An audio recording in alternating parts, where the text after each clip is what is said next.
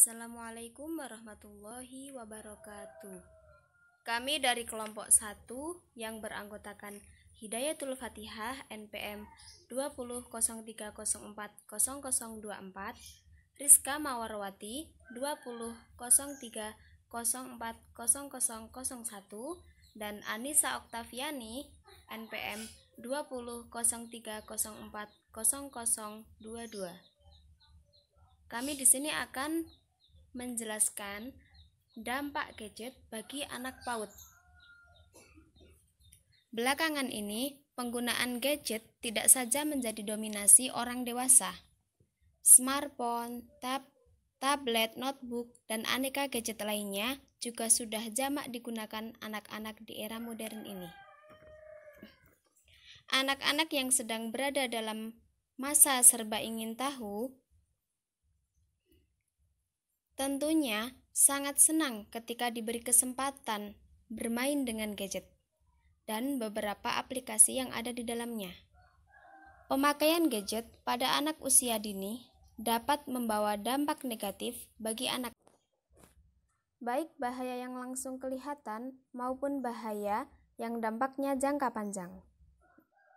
Berikut beberapa bahaya gadget pada anak-anak. Yang pertama, resiko radiasi elektromagnetik. Berbeda dengan orang dewasa, tubuh anak-anak, terutama anak yang berusia di bawah 5 tahun, sangat sensitif terhadap resiko bahaya dari lingkungannya. Bahwa setiap gadget memiliki paparan elektromagnetik yang dapat mempengaruhi tubuh. Untuk anak usia 1-3 tahun yang sarafnya sementara sedang berkembang, radiasi elektromagnetik dari lingkungan di sekitarnya dapat menghambat perkembangan tersebut. Akibatnya, perkembangan kognitif anak berjalan lambat dan anak susah berkonsentrasi. 2. Kemampuan psikomotorik berkurang. Karena menghabiskan waktu dengan gadget, kemampuan anak untuk mengeksplor bakat psikomotoriknya seperti menggambar, bernyanyi, bermain dengan teman sebaya akan kurang berkembang. Yang ketiga, kesulitan beradaptasi dengan materi pelajaran. Aplikasi-aplikasi dan sistem operasi pada gadget menyajikan interaksi multimedia yang memikat seperti permainan warna, animasi, ditambah suara membuat anak betah lama di depan layar gadget. Namun, pada saat di sekolah berinteraksi dengan guru dengan teks hitam putih, tanpa animasi, tanpa suara, anak akan mengalami kesulitan.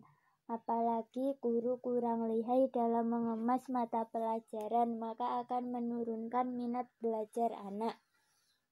Maka orang tua harus berpikir sebelum mengenalkan gadget pada anak, supaya anak tidak kecanduan gadget. Idealnya orang tua mengenalkan gadget pada usia 10-13 tahun. Namun ada juga yang berpendapat yaitu pada usia 6 tahun ke atas, di mana perkembangan anatomi anak sudah 95% dari otak dewasa. Untuk usia di bawahnya, misalnya pada anak berumur 2-3 tahun, memperkenalkan gadget boleh saja, tetapi sebatas memperkenalkan pada bentuk, warna, atau suara yang dihasilkannya. Ini untuk merangsang kemampuan visual dan pendengaran anak. Selanjutnya, untuk anak yang sudah diperkenankan menggunakan gadget, orang tua tetap harus mengawasi anak dalam mempermainkan gadget. Untuk mencegah kecanduan, anak-anak harus diberi batas waktu berapa lama harus menggunakan gadget setiap harinya. Untuk gadget pada anak yang doyan bermain game, hindari menginstal aplikasi game yang mengandung unsur kekerasan. Apa yang dimainkan anak pada game tersebut akan diserap dan cenderung dipraktekkan dalam kehidupan nyata dan kehidupan sehari-hari. Anak juga tidak boleh membiarkan begitu saja mengakses aplikasi-aplikasi yang tidak sesuai dengan daya pikir anak. Dampingilah anak jika harus menjelajah internet. agar anak tidak menelusuri situs bertema pornografi atau kekerasan. Di rumah tumbuh Descartes diberlakukan aturan baku bahwa tidak ada aktivitas menggunakan gadget selama interaksi dengan anak-anak. Anak-anak juga tidak difasilitasi dengan kegiatan menonton televisi. Bahkan di rumah tumbuh Descartes tidak ada televisi kecuali televisi yang digunakan sebagai monitor CCTV online rumah tumbuh. Tim guru dan pengasuh juga dibatasi menggunakan gadget saat sedang beraktivitas bersama anak-anak. Setidaknya kami menjauh dari anak-anak sejenak jika ada hal darurat yang mengharuskan kami menggunakan gadget. Anak-anak lebih banyak difasilitasi dengan aktivitas yang mendukung tumbuh kembangnya secara optimal. Contoh seperti permainan, buku, serta diajarkan untuk bernyanyi bersama teman-temannya. Nah, aktivitas tersebut dapat menumbuh kembangkan anak usia dini. Karena teknologi itu seperti pisau bermata dua. Di satu sisi membawa manfaat, tetapi di sisi lain juga ada sisi negatifnya. Nah, sebagai itu kita sebagai pendidik maupun sebagai orang tua harus benar-benar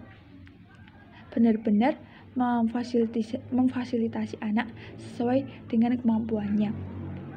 Demikian dari kelompok kami. Bila ada salah kata, mohon maaf.